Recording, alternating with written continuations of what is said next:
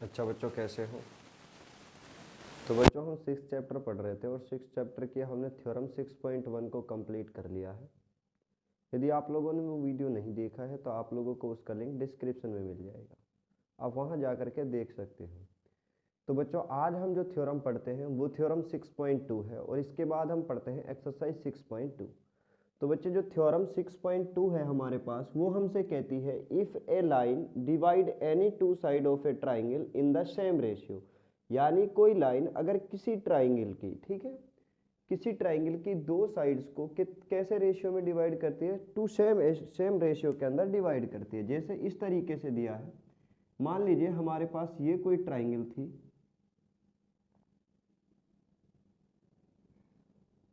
A B C. ये A B C एक triangle है और इस ए बी सी ट्राइंगल के अंदर कोई क्या कहता है, इफ ए लाइन डिवाइड, एक लाइन है जो डिवाइड करती है any two side of a triangle in the same ratios. वो लाइन मान लीजिए हमारे पास जो है वो ये लाइन है, ठीक है, यहाँ से ये लाइन है वो डी और ई। हमारे पास जो लाइन हमें दी है वो डी ई लाइन है, जो कैसी लाइन है, ये लाइन है। क्लियर?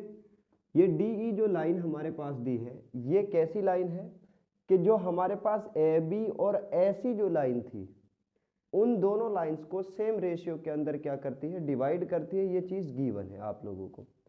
आगे कहता है then the line is parallel to third side, और जो लाइन हमें दी गई है वो थर्ड साइड के क्या होगी, पैरेलल होगी। ये चीज हमें प्रूव करना है। देखिए बच्चे, सबसे पहले आप लोगों को जो गिवन है वो चीजें और जो आप लोगों को प्रूव करना है वो चीजें आप लोग लिख लिया करो, ठीक है।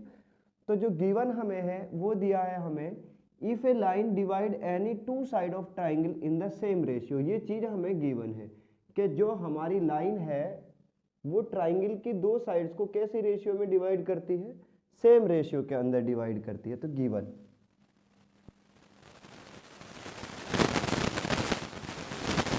हमारे लिए दिया है कि जो डी ई लाइन है वो ए बी और ए सी को सेम रेशियो के अंदर डिवाइड करती है।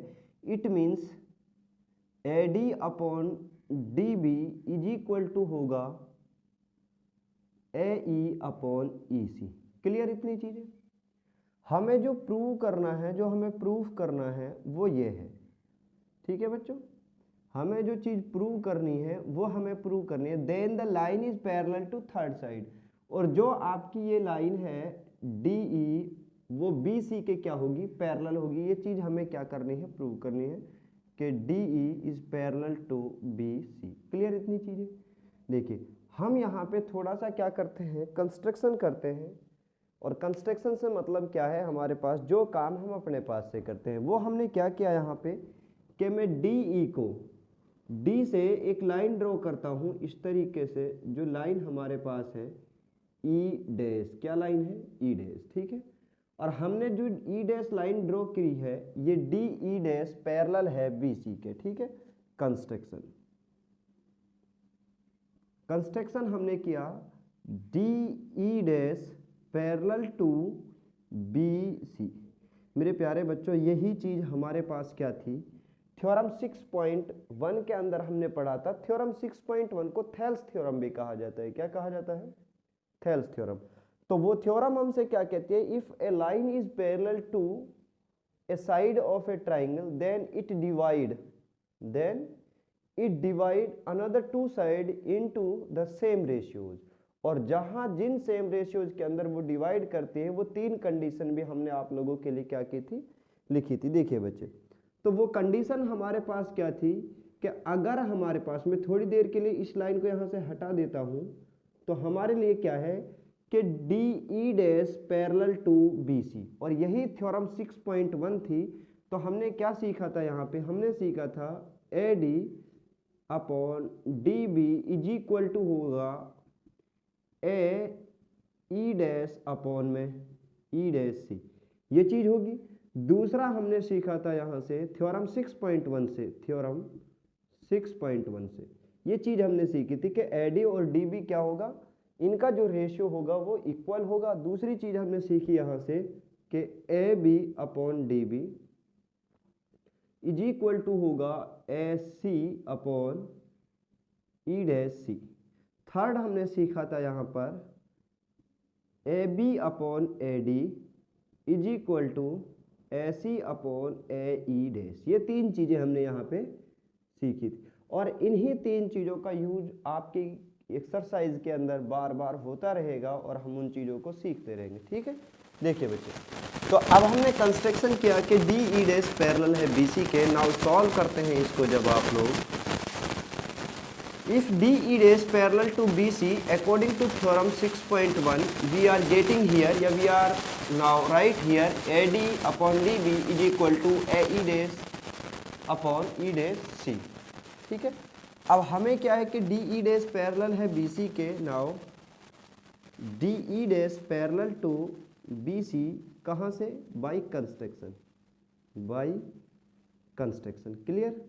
अब मेरे प्यारे बच्चों, अगर यहाँ से ये कंस्ट्रक्शन से पैरेलल है तो इसी वजह से A D upon D B, A B upon D B is equal to होगा A E dash upon E dash C. ये आपकी इक्वेशन नंबर 1 है और ये हमारे पास आई इक्वेशन नंबर 2। क्लियर? तो from equation number 1 and equation number 2 now we are right here from equation 1 and 2, from equation first and second, तो हमें मिलेगा, देखो बच्चे, A D upon D B और A D upon D B one side equal है। और मेरे प्यारे बच्चों, मैंने आप लोगों को ये चीज़ बहुत बार बता चुका हूँ अब तक, अगर दो इक्वेशन की एक साइड इक्वल होती है तो उसकी दूसरी साइड अपने आप क्या हो जाती है? इक्वल हो जाती है। तो इसीलिए हमें कितना मिलेगा यहाँ से? A E upon E C is equal to A E dash upon E C. देखिए, और डी ई जो हमारे पास पॉइंट था, डी ई जो लाइन थी हमारे पास, वो कहाँ पे थी? वो लाइन थी ये डी ई, ये पॉइंट था ई। देखिए, अगर ए ई अपॉन ई सी बराबर होगा A E dash upon E सी, ये किस तरीके से बराबर होगा और कब बराबर होगा? देखो बच्चे, ये चीजें सिर्फ और सिर्फ एक ही, सॉरी यहाँ पे ई डैश आएगा, ई डैश सी, ई डैश सी, ई डैश सी। देखिए बच्चे, ये चीज सिर्फ एक ही बार बराबर हो सकती है, सिर्फ एक ही कंडीशन पे बराबर हो सकती है कि अगर हमारा जो ई डैश पॉइंट है वो कहाँ पे आ जाए? ई के ऊपर आ जाए, तभी जाके ऐसी सिचुएशन हमें मिल सकती है कि ये दोनों चीजें कैसी हो? इक्वल हो। देखिए, आप यहाँ पे सोच के चलें मेरे प्यारे बच्चों कि ए ई और ई सी अपॉन ए डैश ई और ई डैश सी, ये सिर्फ और सिर्फ एक कंडीशन में बराबर हो सकती है, अगर यहाँ से जो ये पॉइंट है ई डैश, ये खिसक के कहाँ आ जाए? यहाँ पे आ जाए। ठीक है, तो यहाँ पे लिखेंगे it is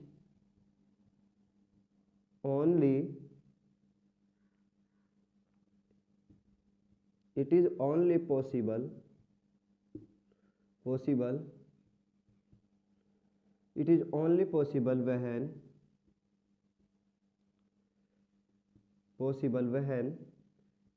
E and E dash are coincide to, या coincide, ठीक है, are coincide। और जब बच्चे ये coincide करेंगे, एक दूसरे के ऊपर आ जाएंगे, तो आप मुझे बता सकते हो कि जो ई पॉइंट होगा वही ई डैश पॉइंट होगा और जो ई डैश पॉइंट होगा वही ई पॉइंट होगा। हैंस ई डैश या point E dash is A E point. ठीक है, तो यहाँ से आप मुझे बताइए, अगर E and E dash are coincide होंगे तब जाके हमारे पास जो डी ई डैश होगा वो इक्वल होगा डी ई डैश जो हमारे पास लाइन है, क्या उसी लाइन को मैं डी ई लाइन कह सकता हूँ? क्यों? क्योंकि ये ई डैश पॉइंट कहाँ पे आ जाएगा? यहीं पे आ जाएगा। तो इसीलिए मेरे प्यारे बच्चों, hence D E is parallel to B C, D E is parallel to B C, और इसी वजह से जो डी ई होगा हमारे पास वो क्या होगा? बी सी के पैरेलल होगा। तो बच्चे, ये हमारी थ्योरम 6.2 भी कंप्लीट होती है। अब हम चलते हैं एक्सरसाइज पर, और एक्सरसाइज से पहले मैं आप लोगों को थोड़ी सी चीज़ें एक बार फिर से रिकॉल करा देता हूं और फिर हम चलते हैं क्वेश्चंस पे। ठीक है, देखिए बच्चे,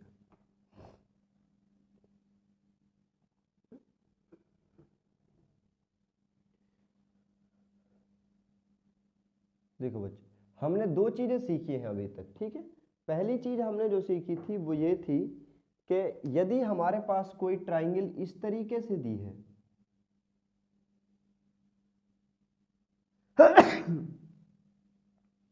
यदि हमारे पास कोई ट्राइंगल इस तरीके से दी है ए बी सी, और इस ट्राइंगल के अंदर जो गिवन है वो ये है डी ई। यहां पे पहली कंडीशन में डी ई पैरेलल है, now given D E parallel to B C, तो आप लोगों का जो रिजल्ट मिलेगा देन जो कंडीशन हमारी क्लियर होगी तब क्या होगा। पहली चीज बच्चे देखो, ये चीज अगर आप लोगों को आती है तो आप लोग चीजों को बहुत अच्छे से सॉल्व करोगे। तो पहली चीज हमें मिलेगी, और अब तक तो आप लोगों की चीज याद हो जानी चाहिए थी, मैं बहुत बार बता चुका हूं, 10 बार बता दिया होगा मैंने आप लोगों को। Now A D upon D B ये इज इक्वल टू होगा ए ई अपॉन ई सी के। सेकेंड थिंग हमारे पास आती है A B upon D B is equal to A C upon E C upon E C. Third हमारे पास आता है A B upon A D is equal to A C upon में ए ई, पहली चीज, ठीक है। दूसरी चीज हमारे पास क्या है कि अगर हमें इस तरीके से दिया हो कि ये ट्राइंगल है हमारे पास, ठीक है, और ये डी ई लाइन है कोई डी ई, ये ए बी सी, इफ, अब देखो बच्चे, अगर आप लोगों के पास इफ के अंदर यानी जो गिवन होता है, हमें जो गिवन होता है, ठीक है, इफ कहो या गिवन कहो, गिवन में अगर ये तीनों केस दिए हैं, तीनों में से कोई सा एक केस दिया है, मैं एक केस लिख लाता हूं, दूसरा आप खुद मान के चल लेंगे। तीनों जैसे हमें दिया होता, मान लीजिए first case A D upon D B is equal to A E upon E C. If ये गिवन है तो देन मेरे प्यारे बच्चों हमें क्या मिलने वाला होगा, हमें मिलेगा B C parallel to D E, ये चीज हमें मिलेगी। क्लियर। देखिए अब हम चलते हैं क्वेश्चंस पे, और क्वेश्चंस को आप बिल्कुल चुटकियों में सॉल्व कर रहे होंगे। देखते हैं इसका फर्स्ट क्वेश्चन हमारे लिए किस तरीके से दिया है, उसको किस तरीके से सॉल्व करें। और मेरे प्यारे बच्चों जो इसका फर्स्ट क्वेश्चन है उसमें से 1 नंबर का क्वेश्चन पर ईयर आपके एग्जाम में आता है, तो ये बहुत ही फ्री का नंबर है आप लोगों के लिए एक, ठीक है। तो देखते हैं उस क्वेश्चन को।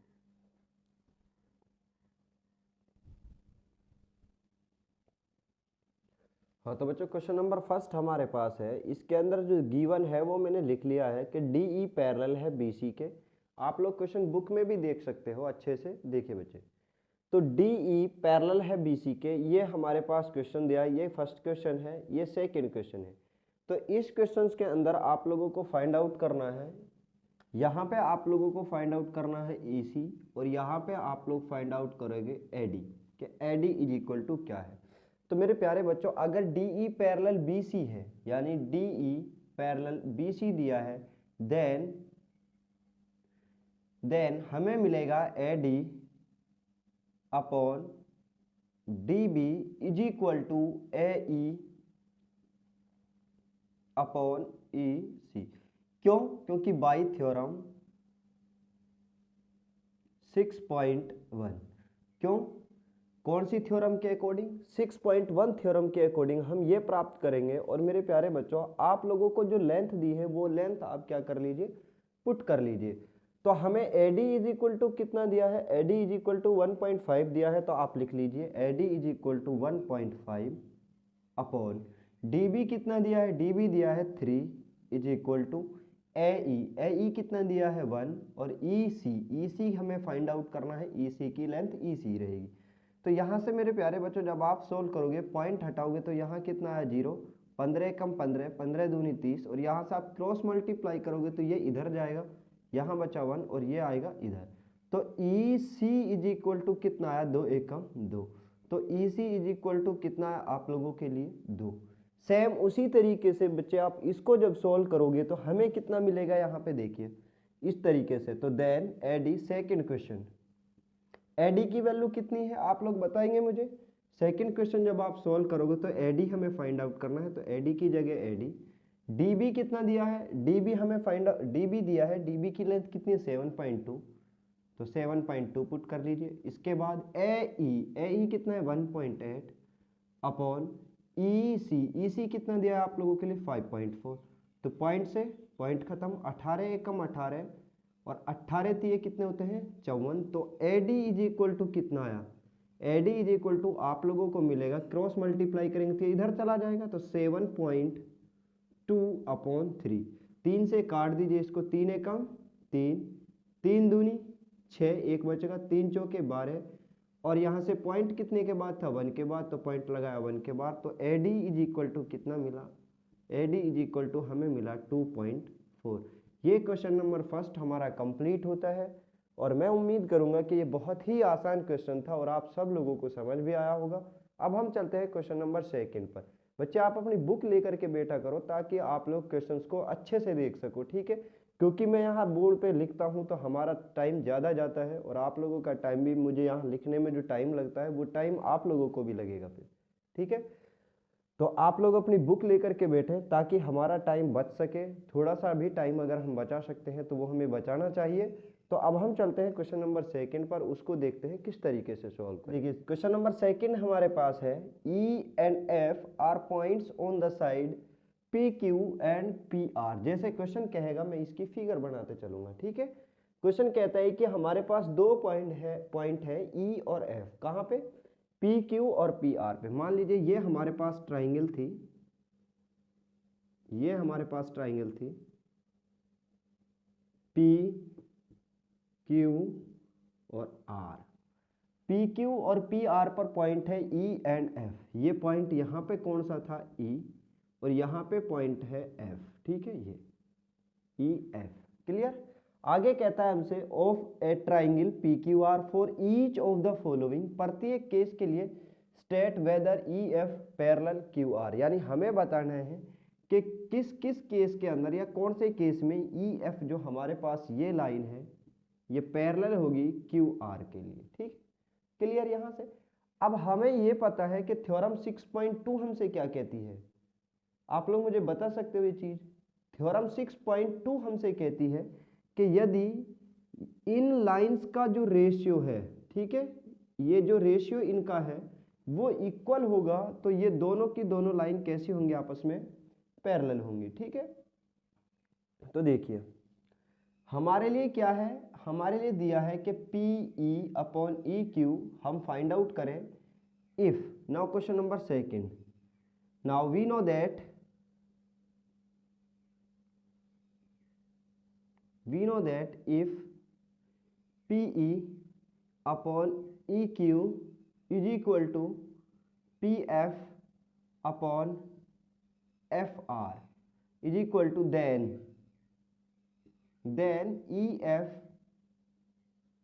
EF parallel to QR, किससे, बाई थ्योरम 6.2, कौन सी थ्योरम से, 6.2 थ्योरम से। देखिए बच्चे, तो P फर्स्ट क्वेश्चन के अंदर जो जो वैल्यू दी है आप वैल्यू उठा के रख दीजिए, कहाँ पे, इस इक्वेशन के अंदर, जो ये इक्वेशन है। नाउ फर्स्ट क्वेश्चन जब हम सॉल्व करेंगे तो P इज इक्वल टू कितना दिया 3.9, ई क्यू कितना दिया है 3 is equal to P F, हमें दिया है ये पी एफ है बच्चे, कितना है पी एफ, तो पी एफ कितना दिया 3.6 अपॉन एफ आर कितना दिया है 2.4। अब बच्चे आप इनका रेशियो फाइंड आउट कर ले, देखो यहाँ पॉइंट से ये पॉइंट कैंसिल, क्लियर। देखो यहाँ से जब आप पॉइंट हटाओगे तो यहाँ पे कितना आएगा 0। अब आप इसको सॉल्व करोगे तो 3 से जब इसको काटोगे तो हमें मिलेगा 3 एकम 3, 3 तिया 9 और 3 ढाई 30, यानी 13/10। यहाँ पे आप इसको डिवाइड कीजिए 6 से, 6 छंगड़ 36, 6 चौके 24 और 2 से फिर काट दीजिए इसको, 2 तिया 6, 2 दूनी 4, तो 3/2। इधर आपका जो रेशियो आता है वो 3/2 है और यहाँ पे जो रेशियो हमें मिला 13/10। Now 13/10 is not is equal to 3/2। So that my dear student, in question number first EF is not parallel to Q R. Clear इतनी चीजें कि जो हमारा क्वेश्चन नंबर फर्स्ट होगा उसके अंदर जो ई एफ है वो क्यू आर के क्या नहीं होगा, पैरेलल नहीं होगा। अब हम चलते हैं क्वेश्चन नंबर सेकंड पर। देखिए बच्चे, तो जब आप क्वेश्चन नंबर सेकंड करोगे तो वैल्यू पुट करना है हमें। तो क्वेश्चन नंबर सेकंड पे जब हम आते हैं तो सेकंड क्वेश्चन के लिए जो वैल्यूज आप लोगों के लिए दी है वो वैल्यू पुट कर दीजिए। P इज इक्वल टू कितना दिया है आप लोगों को, PE इज इक्वल टू हमें दिया है 4। Now 4 upon QE 4.5। देखिए बच्चे, QE कहिए या आप EQ कहिए, या तो इसको EQ कहिए या QE कहिए, उससे कोई फर्क नहीं पड़ेगा। वो कितना दिया है 4.5 इज इक्वल टू PF कितना दिया है 8, और RF कहिए इसको RF या FR, उससे कोई फर्क नहीं पड़ेगा। तो हमारे लिए कितना है 9। यहां से जब मेरे प्यारे बच्चों आप लोग क्या हटाओगे, ये डेसिमल पॉइंट आप रिमूव करोगे तो हमें मिलेगा 0 यहाँ पे। तो आप इसको 5 से काट दीजिए, 5 नहीं 45, 5 अट्ठे 40। क्या ये रेशियो इक्वल है? तो both sides are equal, 8/9 is equal to 8/9। यानी रेशियो कैसा आया आप लोगों का, रेशियो आया इक्वल। तो so that my dear student, in a question number second now EF is parallel to QR। तो इसीलिए मेरे प्यारे बच्चों यहाँ पे EF होगा हमारे पास, EF is parallel to QR by theorem 6.2। Clear इतनी चीजें? तो यहाँ पे क्या होगा, पैरेलल होगा। सेम उसी तरीके से बच्चे हम करते हैं क्वेश्चन नंबर थर्ड को। देखिए क्वेश्चन नंबर थर्ड हमारे पास क्या है। तो थर्ड के लिए आप लोगों को वैल्यू दी है PQ। तो यहां से P, देखो बच्चे PQ कितना दिया है, PQ यहां से लेकर के यहां तक की जो वैल्यू है ये PQ दिया है 1.28। PR यहां से लेकर के यहां तक की जो वैल्यू है वो दिए 2.56। P से लेके E तक की जो डिस्टेंस दी है वो दिए 0.18। अगर मेरे प्यारे बच्चों 0.18 है तो ये डिस्टेंस कितनी हुई, फिर 1.28 में से 0.18 को क्या करेंगे, सब्ट्रैक्ट करेंगे। तो 1.28 माइनस 0.18, तो हमें कितने मिलेगा, 8 में से 8 गए 0, 2 में से 1 गया 1 और 1 का 1, तो 1.1 मिला। तो ये कितना आया, ये आया 1.1। क्लियर? अब यहाँ पे आ जाइए आप, तो 2.56 में से 0.3 को आप सब्ट्रैक्ट करोगे तो ये चीज आ जाएगी। तो 2.56 माइनस 0.3, 0. PF है 0.36, माइनस करेंगे 0.36, 0 का 0, 5 में से 3 गए 2 और यहाँ पे कितने बचे 2, तो 2.2 हमारे पास आया 2.2। अब बच्चे आप लोगों के पास सारी वैल्यूज हैं, आप वैल्यू को क्या कर लीजिए, पुट कर लीजिए। देखो बच्चे, अगर आप लोग वैल्यू पुट करोगे यहाँ पे, या फिर आप नहीं करते तब भी आप इस क्वेश्चन को सॉल्व करते थे। देखो कौन सी कंडीशन से, मैंने आपको थर्ड कंडीशन पढ़ाई थी एक, कि PQ upon PE is equal to होना चाहिए हमारे पास PR अपॉन PF के, यानी पूरी की पूरी के अपॉन ये चीज। ठीक है, तब भी आप लोग इसको क्या कर सकते थे, सॉल्व कर सकते थे। लेकिन हमने अब तो वैल्यू भी फाइंड आउट कर ली, तो आप यहाँ पे आ जाइए। PE कितना दिया है हमारे लिए 0.18 अपॉन EQ दिया है हमारे लिए 1.1 इज इक्वल टू PF कितना आया हमारे पास 0.36 और FR हमारे पास कितना है 2.2। बच्चे यहाँ से देखो, आप लोगों के पास यहाँ पे डेसिमल 2 के बाद है, इसको आप 2 के बाद भी कर सकते हो यहाँ पे, क्योंकि यहाँ पे 0 आ जाएगा और यहाँ 0 आएगा। जब आप उसको सब्ट्रैक्ट कर रहे थे 1.28 माइनस किया था हमने 0.18, तो यहाँ पे 8 में से 8 गए 0, 2 में से 1 और यहाँ पे 1.10। ये इस तरीके से था। ठीक है, आप नहीं लिखोगे, यदि आप इसको 1.1 करके सॉल्व करोगे तभी बच्चे आंसर बिल्कुल सही आएगा, उससे कोई फर्क नहीं पड़ेगा। ठीक है, मैं दोनों तरीके से बताता हूँ। पहले इसको पॉइंट को 1.1 करके लिख लेते हैं, फिर 2.2 करके, और फिर 1.10 और 2.20।